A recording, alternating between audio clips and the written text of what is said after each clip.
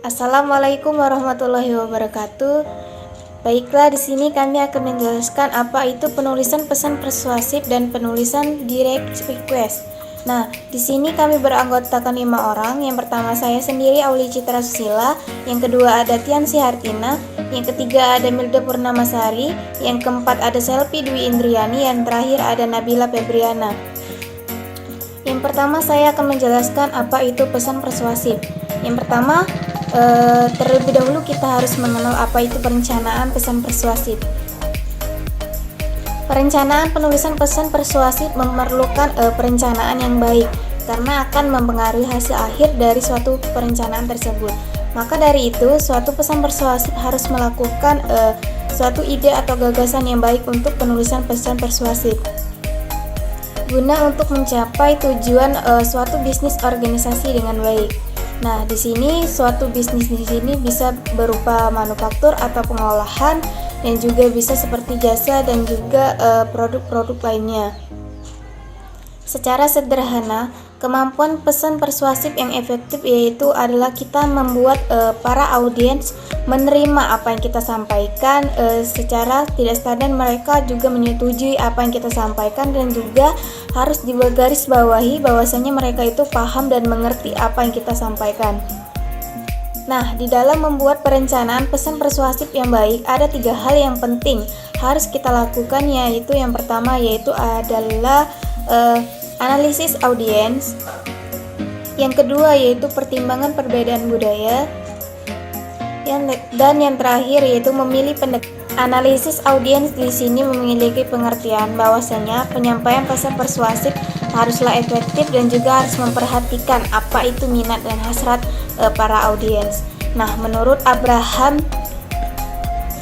Maslow, kebutuhan manusia yaitu ada 5. Yang pertama kebutuhan psikologis, yang kedua itu kebutuhan keamanan, ketiga kebutuhan sosial, keempat kebutuhan status, dan terakhir kebutuhan aktualisasi diri. Terus adanya pertimbangan perbedaan budaya. Pemahaman kita tentang budaya bukan hanya untuk memuaskan kebutuhan audiens, tetapi juga membantu bagaimana mereka menghormati pemahaman yang kita miliki. Kedua yaitu mengembangkan pesan persuasif. Dalam pengembangan pesan persuasif yang efektif mencakup 4 komponen penting, yaitu menetapkan kredibilitas, membuat kerangka argumentasi audiens, menghubungkan audiens dengan hal-hal yang logis. Baiklah, yang pertama ada menetapkan kredibilitas. Kredibilitas adalah kapabilitas Anda untuk dapat dipercaya oleh orang lain. Tanpa kredibilitas, upaya persuasi akan dianggap sebagai bentuk tipuan. Yang kedua ada kerangka argumentasi AIDA. Penyampaian pesan persuasif dapat menggunakan kerangka AIDA, yaitu attention, interest, desire, dan action. Yang pertama ada attention atau perhatian, yaitu Anda harus sesegera mungkin meyakinkan audiens di awal bahwa Anda mempunyai sesuatu yang berguna untuk disampaikan. Selanjutnya ada interest atau minat, yaitu pada fase ini Anda menjelaskan relevanisasi pesan Anda dengan audiens. Kembangkan pernyataan yang telah Anda sampaikan pada fase pertama dengan agak rinci. Selanjutnya ada desire atau hasrat. Pada fase ini, Anda membuat audiens mengubah keinginannya dengan menjelaskan bagaimana perubahan yang dilakukan dapat memberikan manfaat yang lebih baik bagi audiens. Selanjutnya ada action atau tindakan. Pada fase ini, Anda menyampaikan tindakan spesifik yang Anda inginkan terhadap audiens Anda. Yang ketiga ada memilih daya pemikat. Sebagian besar pesan persuasif menggunakan daya pemikat dengan logika atau logical efforts dan daya pemikat yang emosional untuk melakukan persuasi audiens. Yang keempat ada pertimbangan etika. Dalam pemahaman yang positif, persuasi dapat digunakan untuk mempengaruhi audiens dengan memberikan informasi dan menambah pemahaman mereka dalam berbagai hal.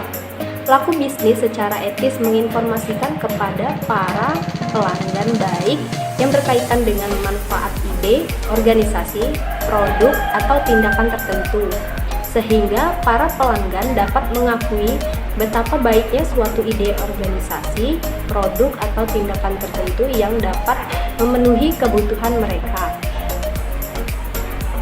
Baik, selanjutnya ada materi yang ketiga, yaitu menulis permintaan persuasif. Hal yang penting untuk diingat ketika menyusun permintaan persuasif, suatu tindakan yaitu tetap menjaga batas-batas permintaannya. Oleh karena itu, dalam membuat suatu permintaan persuasi, perlu perhatian khusus terhadap manfaat yang didapat, baik secara langsung maupun tidak langsung, dalam memenuhi permintaan tersebut. Yang pertama, permintaan persuasif untuk tindakan. Jika Anda sudah betul-betul yakin bahwa pesan yang ingin Anda sampaikan adalah relevan dengan pembaca Anda, maka akhiri tulisan Anda dengan suatu permintaan atau permohonan tindakan spesifik. Yang kedua, permintaan dan aduan persuasif untuk penyesuaian. Meskipun surat aduan persuasif dan surat permintaan penyesuaian terkadang merujuk pada surat keluhan, tetapi tujuan Anda yaitu untuk melakukan persuasi kepada orang lain untuk melakukan penyesuaian yang diperlukan. Penulisan pesan penjualan dan permohonan dana terbagi menjadi 3 macam. Yang pertama, perencanaan pesan penjualan. Salah satu tujuan merencanakan pesan penjualan yaitu memberi pemahaman secara menyeluruh tentang produk Anda, berbagai pertanyaan yang sering muncul yang berkaitan dengan produk, seperti apa jenis produk, bagaimana kualitas produk, bagaimana cara kerja dan manfaat produk, harga produk, dan lain-lain. Ada beberapa cara yang bisa dilakukan untuk menyampaikan pesan penjualan, di antara lain melalui pengiriman surat, brosur, sampel, kartu, telepon, surat elektronik, serta iklan media yang lainnya. Yang kedua, pengorganisasian dan komposisi pesan penjualan. Sebagian besar surat penjualan disusun berdasarkan perencanaan organisasi yang digunakan untuk penulisan pesan persuasif. Anda memulai dengan menarik perhatian audiens, menumbuhkan minat audiens, dan mendorong hasrat audiens dengan menyampaikan apa manfaat yang terbaik bagi audiens. Yang ketiga, penulisan pesan penjualan dan permohonan dana. Ada 4 hal yang perlu diperhatikan dalam penulisan pesan surat permohonan bantuan dana, terbagi menjadi 4. Yang pertama, harus mampu menjelaskan kebutuhan secara fisik. Yang kedua, tunjukkan kepada pembaca betapa pentingnya donasi yang Anda sumbangkan kepada pihak lain. Yang ketiga, secara jelas berapa jumlah donasi yang dibutuhkan. 4.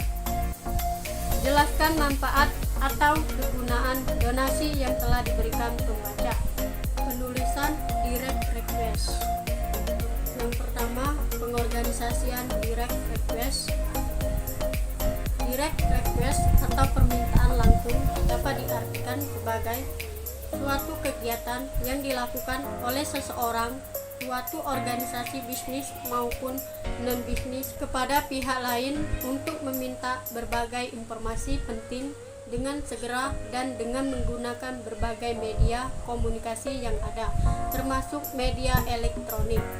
Sebagai contoh, suatu organisasi tertentu mengajukan permintaan informasi tentang produk baru atau produk baru pada suatu organisasi lain dengan menggunakan media elektronik seperti telepon, email, dan media Twitter, dan yang lainnya. 2. Permintaan informasi rutin. Surat permintaan rutin mempunyai arti penting dalam membentuk kesan positif atau image yang baik bagi suatu organisasi. Perlu diperhatikan 3 hal berikut.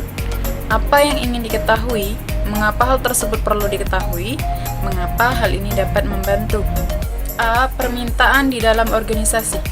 Suatu permintaan di dalam suatu organisasi bisnis sebaiknya dilakukan secara tertulis, seperti memo atau surat, agar terdokumentasi secara administratif. Memo dalam bentuk tertulis dapat menghemat waktu dan membantu audiens mengetahui secara tepat apa yang diinginkan. B. Permintaan dari luar organisasi. Surat dikirim ke luar organisasi bisnis untuk memperoleh berbagai informasi penting, seperti informasi produk baru, katalog buku-buku terbaru, keinginan untuk menjalin kerjasama bisnis, keinginan untuk berlangganan koran, tabloid, atau majalah. 3. Menulis direct request untuk aduan.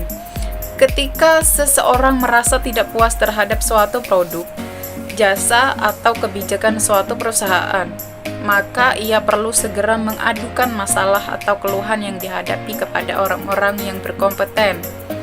Pada umumnya, konsumen yang puas akan berdampak positif bagi organisasi, sedangkan konsumen yang tidak puas akan berdampak negatif terhadap organisasi tersebut. Konsumen yang merasa tidak puas terhadap suatu produk atau jasa dari suatu perusahaan secara langsung atau tidak langsung akan mengeluarkannya kepada orang lain, yang pada akhirnya akan membentuk opini yang kurang baik terhadap keluhan kepada pimpinan suatu organisasi bisnis. Dapat dilakukan secara langsung melalui tatap muka, lisan atau telepon, maupun tulisan atau mengirim surat. Materi selanjutnya yaitu surat undangan, pesanan, dan reservasi. Yang pertama, surat undangan. Dalam penulisan surat undangan digunakan pendekatan langsung yang mencakup 3 komponen, yaitu yang pertama ide pokok, penjelasan rinci, dan penutup. Ide pokok dalam paragraf pertama berisi undangan, selanjutnya diikuti penjelasan rinci tentang ide pokok yang di awal surat, dan diakhiri penutup berisi suatu harapan atau tindakan yang diinginkan serta ucapan terima kasih. Yang kedua, surat pesanan dan reservasi. Apabila suatu perusahaan melakukan order produk kepada perusahaan lain, maka dapat menulis surat pesanan menggunakan pendekatan langsung atau direct approach yang mencakup 3 komponen penting. Yang pertama, rinci apa yang Anda pesan. Yang kedua, bagaimana pengirimannya, dan yang ketiga, bagaimana cara pembacaannya. Kemukakan secara jelas kuantitas atau jumlah produk yang dipesan, ukuran, warna, style, harga pembayaran, lokasi pesanan, tanggal pengiriman, dan petunjuk khusus lainnya. Penjelasan yang terakhir yaitu permintaan kredit. Dalam dunia perkreditan, seseorang harus melunasi sesuai dengan aturan main yang ada, seperti tepat waktu, tidak pernah menunggak, dan lancar. Akan memperbesar peluang memperoleh kredit pada periode-periode berikutnya. Artinya, kepercayaan lembaga perkreditan tergantung pada bagaimana seseorang dalam melunasi kredit. Ada 2 tahap yang perlu diperhatikan agar seseorang memperoleh kredit. Yang pertama, mengisi formulir yang telah disediakan oleh lembaga perkreditan yang ada. Seseorang bisa datang sendiri langsung ke lembaga perkreditan.